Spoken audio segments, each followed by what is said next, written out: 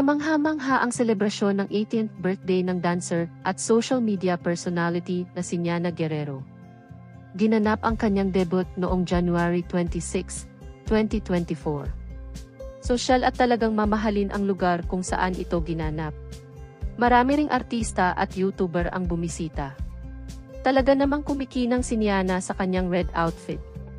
Nag-after party rin ito sa isang bar sa Las Piñas at talaga namang sobrang saya ng kanyang 18th birthday. Hindi syempre mawawala ang sayawan at tawanan sa kaarawan nito. Emosyonal na sinayaw ng kanyang kuya na si Rance Kyle ang YouTuber. At sa mga hindi po nakakaalam, sumikat ang dalawa dahil sa pagsasayaw nito sa YouTube. Kasali rin sa 18 Dance ang grupong Chickser na sikat noon. Lubos ang pagpapasalamat ng YouTuber sa mga magulang nito dahil nakaranas ito ng memorable at once-in-a-lifetime debut. Narito ang mga videos noong kanyang kaarawan.